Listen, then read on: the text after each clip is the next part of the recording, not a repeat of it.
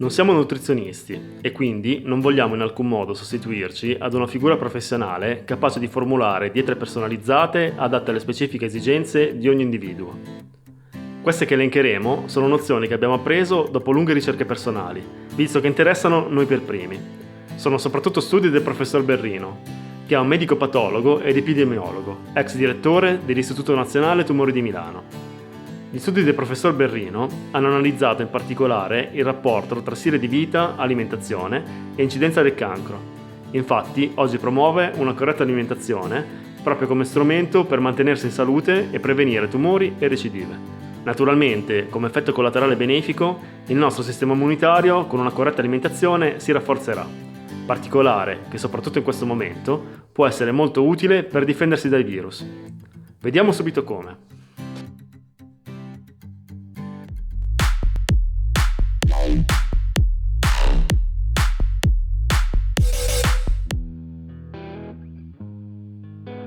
Partiamo col dire che cosa si intende per salute. È la capacità che ha il nostro corpo di reagire alle batoste della vita, che possono essere fisiche o mentali, riportandoci sempre in perfetto equilibrio. La malattia è un messaggio che arriva per ricordarci che abbiamo una responsabilità verso la nostra salute. Un'occasione per cambiare stile di vita. Infatti, alcuni studiosi dicono che bisognerebbe chiamarla benettia, perché se arriviamo in tempo è un qualcosa che ci farà del bene alla fine del percorso, permettendoci di adottare regole comportamentali e alimentari che risolveranno gran parte dei nostri problemi fisici e così ci ammaleremo sempre più di rado. Di gran parte delle malattie siamo i diretti responsabili, oltre all'ambiente in cui viviamo e all'inquinamento atmosferico delle acque e della terra, dei quali comunque è sempre responsabile l'uomo. Viviamo in modo frenetico, sempre proiettati nel futuro e con sensi di colpa o rimpianti per il passato, ma ci soffermiamo raramente a vivere sul serio, apprezzando la bellezza della vita e del presente. E questo cosa comporta? Unito allo stile di vita e all'alimentazione sbagliata, induce nel corpo uno stato di infiammazione, che è la causa di gran parte delle malattie, anche quelle più gravi come i tumori. Ma come facciamo a sapere se il nostro corpo è infiammato?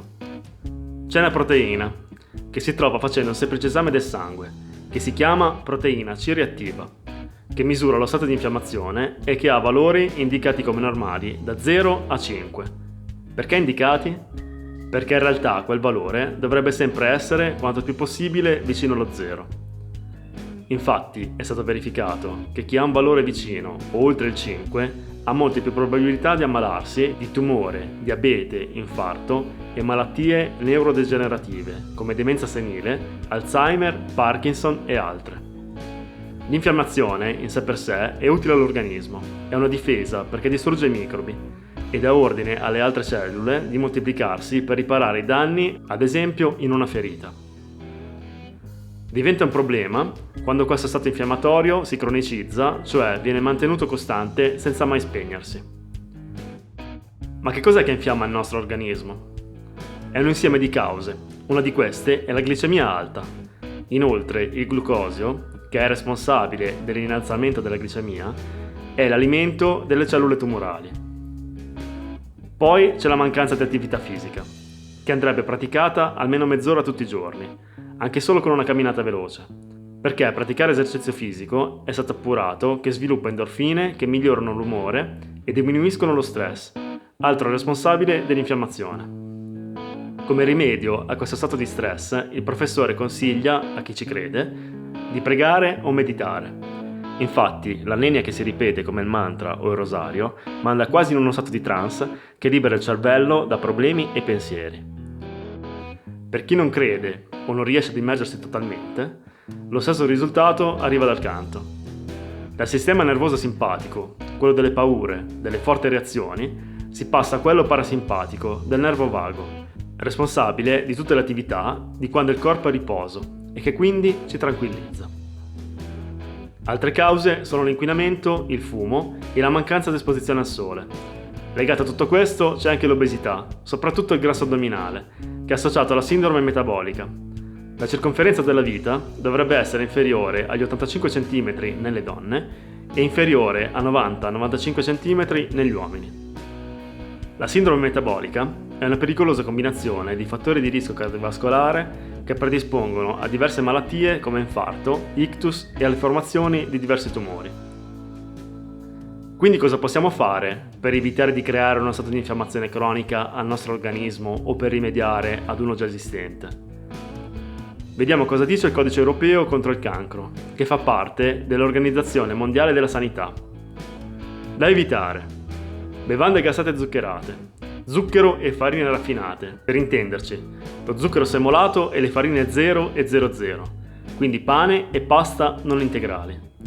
Poi carni rosse, salumi, latticini tutti i giorni, cibi industriali che sono troppo elaborati e ricchi di zuccheri e grassi, le merendine, le patatine fritte, l'alcol, se non un bicchiere di vino rosso ai pasti per gli uomini e mezzo bicchiere ai pasti per le donne.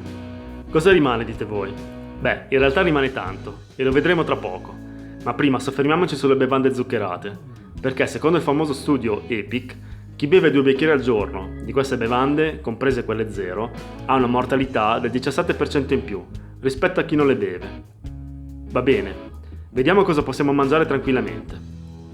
Pesce, soprattutto quello grasso, perché il grasso del pesce ha un'azione antinfiammatoria, i famosi omega 3. Quindi aringa, salmone, sgombro, sarde, triglie, anguille e tonno. Cereali integrali biologici, come grano, mais, orzo, avena, miglio, farro. E pseudocereali, come quinoa, grano saraceno e amaranto, che devono essere di provenienza biologica perché comprendendo anche la parte più esterna del chicco, potenzialmente possono avere tutte quelle sostanze velenose che quando vengono nebulizzate si posano proprio sulla superficie del cereale. Legumi tutti i giorni, perché hanno un basso indice glicemico e soprattutto rallentano la velocità di assorbimento del glucosio. Fave, ceci, piselli, fagioli, soia, lenticchie, lupini. Verdure e frutta, anche la frutta oleaginosa, che comprende frutta come noci, mandorle, nocciole, pistacchi, olive e semi come di lino, girasole, sesamo, zucca. Ricca di fibre, magnesio, ferro, calcio, zinco, rame, selenio, vitamine B e proteine vegetali. A questo proposito apriamo una parentesi. Le proteine animali, quindi quelle che assumiamo con la carne e i latticini, sono ricche di zolfo e nella putrefazione intestinale, che avviene quando si disgregano gli alimenti, si forma un gas, l'idrogeno solforato, quello che puzza di uovo marcio, che è molto tossico per le mucose intestinali, cosa che non avviene con le proteine vegetali. Anche la frutta e la verdura devono provenire da agricoltura biologica, senza veleni chimici, perché, come sappiamo da sempre, aumentano di tanto il rischio di contrarre tumori. Addirittura i contadini che utilizzano quei veleni si ammalano molto di più, ad esempio, di linfomi. Un'altra buona abitudine è quella di esporsi al sole, per la produzione di vitamina D, che rinforza le ossa e il sistema immunitario. Ma quanto ne dobbiamo prendere per beneficiarne ed evitare gli svantaggi di una lunga esposizione?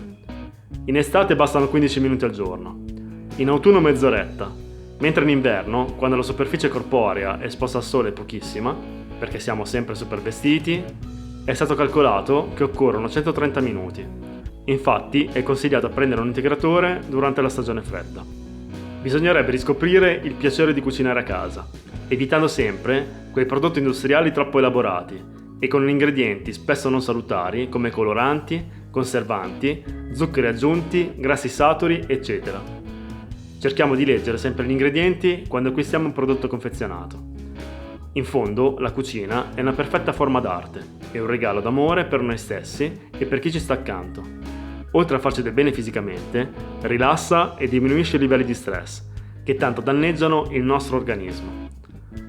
Ultima cosa, tutto quello che è stato consigliato finora, ricordiamoci bene che non solo diminuisce l'infiammazione del nostro corpo, ma rinforza anche il sistema immunitario, che soprattutto in questo momento storico di pandemia è fondamentale per difenderci da virus e batteri.